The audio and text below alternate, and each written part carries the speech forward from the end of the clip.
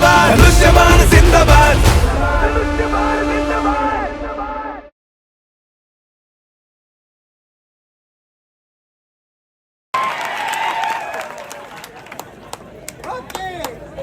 ನಾನು ಗೋಪಿನಾಥ್ ಮುಂಡೇದು ಮಗಳು ನಿಮ್ಮ ಎಲ್ಲರಿಗೆ ನಮಸ್ಕಾರ. ನಾನು ನಿಮಗೆ ವಿನಂತಿ ಮಾಡ್ತೀನಿ, सचिन कल्याण शेट्टीगे प्रचंड मतदान ಗೆದ್ದು ಕೊಡುವೆ. जमलं का? एवढंच येते. पुढच्या वेळी सचिन कल्याण शेट्टींच्या प्रचाराला जेव्हा मी येईन तेव्हा पूर्ण मला वाटतं भाषण मी तुमच्या कन्नडामध्ये करू शकेन. आज महायुतीचे अधिकृत उमेदवार भारतीय जनता पार्टी, शिवसेना, राष्ट्रवादी, रिपाई, कवाडे गट या सगळ्या महायुतीचे अधिकृत उमेदवार, आपल्या सगळ्यांचे लाडके युवा नेते, काम करणारे कर्तबगार आमदार सचिन कल्याण शेट्टी यांच्या प्रचारासाठी मंचावर उपस्थित आमचे अत्यंत जुने सहकारी जिल्हाध्यक्ष राहिलेले आहेत, माझ्यावर काम केले, मला तुम्हाला संघर्ष यात्रेचे होते तुम्ही जिल्हाध्यक्ष शहाजी पवार, मंचावर उपस्थित मैंदर्गी या शहराचे अध्यक्ष शिवशरण वर्मा, तालुक्याचे अध्यक्ष मोतीरामजी राठोड, आनंद तानवडे, महेश इंडोळे, अविनाश मरिकांबे, दिलीप भाऊ सिद्धे, संदीप राठोड, परमेश्वर यादवार, राजेश मुगे, दयानंद अंबराजे, अपू परमशेट्टी, अण्णाराव बाचारी, जयेश बाबू, खूप नाव हे सगळे नाव मी घेतले तर माझं इथेच सभा संपून जाईल. ह्या सगळ्या नावांना माहिती माझं तुम्ही कामावर असा संध्याकाळी तू पण इकडे बस गेला मला एकदम हातीच लागेल. या सगळ्या नावांना उच्चारून यांना वाटतं की मी एक नाव विसरते, मी नाही विसरते, मी कसं विसरेन, पण त्यांचं नाव आदरणीय आहे, पूजनीय आहे आणि म्हणून सगळ्या आदरणीय पूजनीय माजी खासदार राहिले गोपीनाथ गडावर त्यांचा आम्ही सन्मान केला. ते जय सिद्धेश्वर. आता राजकारण्यांमध्ये कसं नाव घेणार? समोर उपस्थित सर्व टोपीवाली मंडळी, शेतकरी बांधव, अत्यंत जोरात घोषणा देणारे अत्यंत उत्साही माझे युवा बांधव आणि आपल्या भावाच्या सख्या लाडक्या असतील नाही तर नाही पण मुख्यमंत्र्यांच्या लाडक्या बहिणींनो, सर्वप्रथम मी आपल्या सर्वांना विनंती करते की आपण सर्व सचिन कल्याण शेट्टीला येणाऱ्या 20 तारखेला कमळाच्या फुलासमोर बटन दाबून प्रचंड प्रचंड प्रचंड मतांनी विजयी करा. ते विजय करा म्हणून मी सांगते, ते उगीच नाही सांगत, ते सांगते कारण या कामामुळे सांगते. हा सूर्य आणि हा जयप्रत अशा प्रकारचा जो विकास कोणी करू शकत असेल, या भागातली दहशत, गुंडागर्दी सगळी संपवून टाकून विकास सचिन कल्याण शेट्टी. या मला सचिन तुम्हाला बघून माझ्या विधानसभेची आठवण झाली. त्यांनी पण विधानसभेला जेव्हा प्रचाराला गेले की प्रत्येक गावाच्या समोर एक बोर्ड लावला होता की त्या गावामध्ये मी काम केले कोणते असा एक बोर्ड लावला होता. सचिन कल्याण शेट्टींनी असं एक कॉम्प्लेक्स तयार केले, त्याच्यावर लिहिले की त्या गावात काम केले किती. मी जेव्हा तिथे जायचे लोक म्हणायचे काही बोर्डवर हे नाही, बोर्डवर ते नाही, म्हणजे बोर्डवर जेवढे काम होते त्यापेक्षाही जास्त काम केले. तुम्ही सुद्धा नक्की जेवढे लिहिले त्याच्यापेक्षा जास्त काम केले असतील. ह्याच्यात ते काम येत नाही ना, आपण कोणाचं दवाखान्याचं काम करतो, कोणाला लग्नाला मदत करतो, कोणाला ऍडमिशनला मदत करतो, कोणा गरीबाच्या कुठल्या अडचणीला जाऊन जातो. हे काम याच्यामध्ये लिहिलेलं नाही, हे फक्त सरकारी काम आहे. तर त्याच्या पलीकडे जाऊन सचिन कल्याण शेट्टी सुद्धा आपल्या वडिलांचा चांगला वारसा चालवत आहे. त्यांच्या वडिलांचा आणि मुंडेसरांचा खूप स्नेह. आणि मला आठवतं की या भागामध्ये अक्कलकोट मध्ये मुंडे साहेबांची सभा एक तर सुरुवातीला व्हायची किंवा शेवटची सभा व्हायची, पण नाही झाली असं कधी झालं नाही. तेच परंपरा आपल्या वडिलांची आपण चालू ठेवत आहोत. मी सुद्धा तुमच्या सभेला आले, शेवटचे आले असते, पण आता मोठ्या नेत्यांच्या दिल्लीच्या सभा असल्यामुळे आम्ही तुला सभा शिफ्ट केल्या. पण मी आलेली आहे आणि मी स्वामी समर्थांच्या चरणी, महादेवांच्या चरणी प्रार्थना करते. जिथे आता महादेवांचा तुम्ही किती दिले फंड?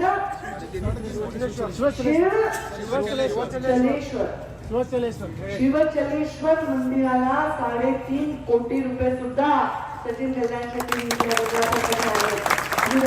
शिवचलेश्वर महादेवाचं त्यांच्या चरणी आणि स्वामी समर्थांच्या चरणी की तुम्हाला नुसतं विजय नाही तर विजयाबरोबर आणखी चांगलं काहीतरी जीवनामध्ये संधी मिळो आणि त्या संधीचं सोनं या भागाच्या विकासासाठी तुम्ही करा. मला आठवतं की इथे जे धरण आहे काय कुरनूर धरण ते मुंडे साहेबांनी मंजूर केलं होतं जेव्हा मुंडे साहेबांची सत्ता होती. पण त्या धरणामध्ये आपली सत्ता गेल्यानंतर पाणी जर कोणी आणलं तर ते सचिन कल्याणचे धरण मंजूर करून पाणी आणण्यासाठी एवढा वेळ लावायचा नाही आता आपल्याला, कारण आपल्यामध्ये ब्रेकअप घ्यायचं ना, आपल्याला परत निवडून द्यायचं आहे आणि म्हणून आपण भरभरून मतांनी निवडून द्या. का निवडून द्यायचंय? नरेंद्र मोदी देशामध्ये हॅट्रिक केली की नाही? सगळे म्हणत होते की अरे नरेंद्र मोदी परत देशात येणार का नाही. महाविकास आघाडीचे लोक प्रार्थना करत होते की बापरे नरेंद्र मोदी प्रधानमंत्री होऊ नये. पण नरेंद्र मोदी प्रधानमंत्री झाले, हॅट्रिक केली आणि हॅट्रिक केली. आता नरेंद्र मोदींच्या नेतृत्वाखाली महायुतीचं सरकार राज्यात आलं तर किती विकास जास्तीत जास्त आपल्या महाराष्ट्राला करता येईल हा साधा विचार. खरं तर कोणीच विचार केला नाही कधी गरीब शेतकऱ्यांचा, गरीब चुली पुढे बसून काम करणाऱ्या माऊलीचा, रोज सकाळी अंधाराच्या वेळी शौचालयामध्ये बसण्यामध्ये जाणाऱ्या माऊलीचा कधीच कोणी विचार केला नाही. तो विचार प्रधानमंत्री नरेंद्र मोदींनी केला कारण त्यांनी गरिबी पाहिली. ज्यांनी गरिबी पाहिली आहे, ज्याला गरिबाच्या विषयी ज्याच्या मनामध्ये करुणा आहे, तोच माणूस गरिबाचा विचार करू शकतो. या शेतकऱ्यांसाठी पीक विमा केला, पीक विमा केला तर केला, पण शेतकरी सन्मान, किसान सन्मान निधी मिळतो की नाही? मिळतो की नाही? तुमचा सगळा डोळा आमच्या लाडक्या बहिणींच्या अकाउंटवर दिसतो. सगळे लाडक्या बहिणीची मजा आहे, लाडक्या बहिणीची मजा आहे का नाही आपली? किती आले अकाउंट मध्ये? 7,500. सख्खा भाऊ किती ऑरेंज येतो? 500, 1000. आणि ते पण वर्षातून एकदा. पण मुख्यमंत्री तिप्पट ऑरेंज दिलं, तिप्पट, ती पण महिन्याला, वर्षातून एकदा नाही. आणि अजित पवारांनी तर डिक्लेअर केलंय त्या सभेमध्ये की 2100 देणार म्हणून. म्हणजे आमच्या राज्याचे मुख्यमंत्री एकनाथ शिंदे, आमचे उपमुख्यमंत्री देवेंद्र फडणवीस, आमचे उपमुख्यमंत्री अजितदादा यांनी लाडक्या बहीण योजनेसाठी केवळ मोठा काम केला. तर हे पोटात दुखतं विरोधकांच्या. ते म्हणतात की योजना निवडणूक समोर ठेवून केली आहे. मग तुम्हाला कोणी आणलं नसतं निवडणुकीच्या समोर चांगल्या योजना करायला? महिलांच्या योजना तुम्ही 2.5 वर्ष सरकारकडे होता, त्याच्या आधी आमच्या आधी तर तुमचीच सत्ता होती सदैव. का नाही तुम्ही महिलांसाठी काय केलं? आता या महिलांच्या 7,500 आले, ते सगळे माणसं महिलांची म्हणजे तुम्हाला पण 12,000 वर्षाला येत होतं ना, आणि आता ते 15,000 करण्याचा आमच्या जाहीरनाम्यामध्ये निर्णय. शेतकऱ्यांच्या जीवनामध्ये आपल्याला वाटतं महाविकास आघाडीचे लोक प्रचार करतात पण शेतकऱ्यांचं काही खरं नाही. शेतकऱ्यांचं मला आठवतंय मी जेव्हा नवीन आमदार झाले होते ना सचिनजी, मी आमदार झाले होते तेव्हा मी प्रश्न मांडला होता विधानसभेत. गोळीबार झाला होता आमच्याकडे, खतांच्या लाईन लागली होती, एवढी लाईन लागली होती की धक्काबुक्की भागामध्ये गोळीबार झाला. त्या दिवस आठवा, एक ब्लॅक मध्ये एक डब्बा घ्यावा लागायचा, कापसाचं बियाणं घ्यावं लागायचं, सोयाबीनचं बियाणं घ्यावं लागायचं. पण त्याच्यातून आपल्याला मुक्तता दिली मोदीजींनी. या देशाच्या इकॉनॉमीसाठी, आर्थिक व्यवस्थेसाठी देश 100 वर्ष पूर्ण झाल्यानंतर जे प्लॅन आहे तो प्लॅन त्यांनी तयार केलेला आहे. ते तर बसले तिसऱ्यांदा प्रधानमंत्री झाले.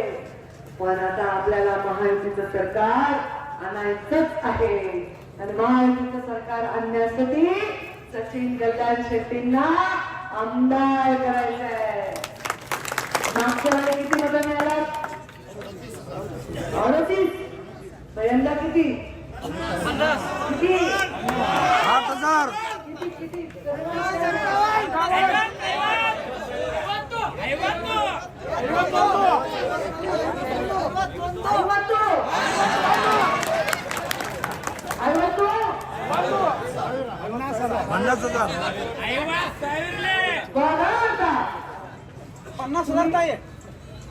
पन्नास करायचं ना? तुम्ही मला वादा करताय 50,000 मतांनी सचिन कल्याण शेट्टीला निवडून द्या. सचिन कल्याण शेट्टी खूप चांगलं काम केलं. माझा आशीर्वाद वगैरे काही नाही, त्यांचं कर्तृत्व आहे. मी म्हणते की खूप आशीर्वादाची गरज नाही. जेव्हा कर्तृत्व असतं ते तुमचं स्वतःच कर्तृत्व आहे, तुमचं चांगलं नेतृत्व आहे. त्यामुळे तुमच्या पाठीशी आपोआप जनतेचे आशीर्वाद ज्याच्या पाठीशी असतात त्याला कोणी धक्का लावू शकत नाही.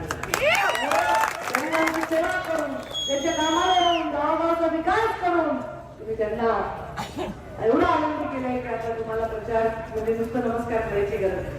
मला आठवते अक्कलकोटचा सुद्धा मराठी तीर्थक्षेत्राचा एक दर्जा द्यायचा निर्णय झाला होता. म्हणजे साहेबांनी त्या काळात तो दर्जा दिला होता आणि मी निघाले स्वामी भक्त.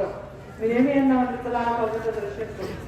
जीवनामध्ये अनेक संघर्षांना सामोरं जात असताना मला एवढंच कळलं की जनतेने जर आपल्या मनामध्ये आपल्याला प्रेम द्यायचं ठरवलं तर आपल्याला कुठलीही संकट संपवू शकत नाही, तोडू शकत नाही, मोडू शकत नाही.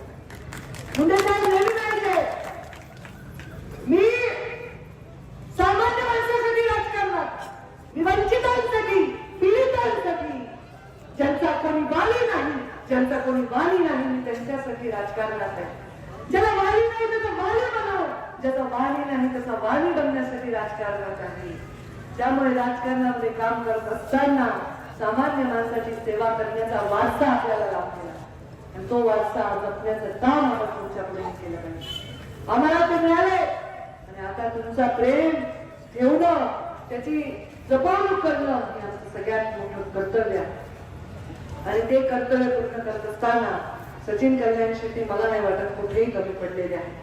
त्यांना आणखी काम करायचंय, आणखी विकास करायचा आहे.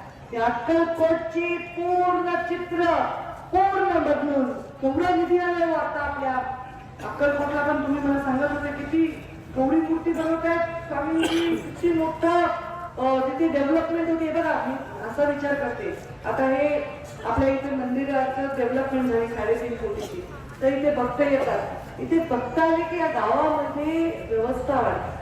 आम्ही आता मी मध्य प्रदेशचे प्रभारी होते, तिथे महाकालचा कॉरिडॉर बनवला शिवराज सिंग चौहान मुख्यमंत्र्यांनी आणि तेवढं मोठं नरेंद्र मोदींच्या हस्ते तिथे उद्घाटन झालं. त्याच्यामुळे लोकांना आजूबाजूचा व्यवसाय मिळतो, त्याच्यामुळे लोकांचा येणं जाणं वाढतं, हॉटेल्स येतात, राहणाऱ्यांची संख्या वाढते, खाऊ बांधणाऱ्या रेस्टॉरंटची संख्या वाढते, वस्तू विकणाऱ्यांना बाजारपेठ मिळते. या सगळ्या गोष्टींमुळे अर्थव्यवस्थेवर चांगला परिणाम होतो. त्यामुळं या गोष्टींचं असं नाही समजायचं की आपण फक्त बांधतोय देवासाठी वास्तू बांधतोय, तसं नाही. हे वास्तू बांधत असताना देवाच्या बाबतीत आपल्या मनामध्ये जो भाव असतो त्याचबरोबर भक्तांसाठी पण सोय करण्याचा त्याच्यामध्ये भाव असतो आणि त्याच्यामुळे या सगळ्या गोष्टींचा आर्थिक व्यवस्थेवर खूप चांगला परिणाम असतो. मी आज बघते पूर्ण देशभरात काशी विश्वेश्वरापासून महाकालपासून मी आता माझ्या आईला घेऊन अष्टविनायकला गेले होते. माझ्या आईला घेऊनच आले होते मध्ये मी तुमच्याकडे जेवण केलं सचिनजी. तर मी अष्टविनायकला गेले होते तर मी बघितलं रस्ते एवढं चांगले. आता मी आले बाय कार पण म्हणजे अक्कलकोटवरनं आम्ही सोलापूर, सोलापूरवरनं पंढरपूर, पंढरपूरवरनं शिंगणापूर, शिंगणापूरवरनं पुणे. पोटाचं पाणी आणलं नाही माझ्या. आणि हेच मी आले होते, मला खूप लहान होते मी शाळेत असताना. तर आम्हाला नुसतं सोलापूरला यायला 6-6, 7-7 तास लागेल. ही परिस्थिती होती. ही परिस्थिती बदलली आहे म्हणजे विकासाला वेग आलाय. नॅशनल हायवे झाले म्हणजे विकासाला वेग आलाय. ग्रामीण रस्ते झाले म्हणजे विकासाला वेग आलाय. गावागावामध्ये प्राथमिक आरोग्य केंद्र झाले, गावागावामध्ये ग्रामपंचायत कार्यालय झाले, गावागाव तालुक्यामध्ये पंचायत समितीचे कार्यालय झाले. ही सगळी व्यवस्था कुणासाठी आहे? सगळी व्यवस्था तुमच्यासाठी आहे. तुमचे काम सोपे होण्यासाठी आहे. आणि तुमचं काम जर सोपं करायचं असेल तर सचिन कल्याण शेट्टीचा विजय तुम्ही सोपा करा. 50,000 त्यांना आपण विधानसभेमध्ये पाठवा. आता मी तर आमदार झाले, मागच्या वेळी तुमच्याकडे आले होते तर आमदार नव्हते मी. इलेक्शनला पडले होते का मी तेव्हा? आय थिंक लोकसभेचे इलेक्शन झालं होते तर मला आठवत नाही. मी आले आता आमदार झाले. आता मला नागपूरला मी जाणार ना अधिवेशनाला. माझ्याबरोबर पाठवून द्या यांना. आता काय ते आपल्या हातात नाही. तर नागपूरला माझ्या अधिवेशनामध्ये नाही, तुम्हाला नाही, मला म्हणायचे माझ्या हातात नाही, तुमचं आहे. तर मी म्हटलं ते बघा आशीर्वादच दिला पाहिजे, याच्याही पेक्षा मोठी जबाबदारी दिली पाहिजे. जो चांगलं काम करतो 3-3 तास निवडून नजरच्या पाठीमध्ये उभंच राहतो, नक्की उभं राहतो. एक व्यक्ती जेव्हा एका ठिकाणी काम करतो 15-20 वर्ष, त्याला जोडलेले माणसं असतात. एवढं सोपं नाही, एवढं सोपं नाही. त्यामुळे त्यांना अजून जास्त मोठी संधी मिळावी हेच मी सांगितलं. आणि आता माझ्या नागपूरला जेव्हा मी जाईल अधिवेशनाला आहे, माझा भाऊ माझ्याबरोबर पाठवून द्या एवढंच तुम्हाला विनंती करते. आणि मी तुमची रजा घेते, माझ्या वाडीला विराम देते. धन्यवाद. जय हिंद, जय महाराष्ट्र.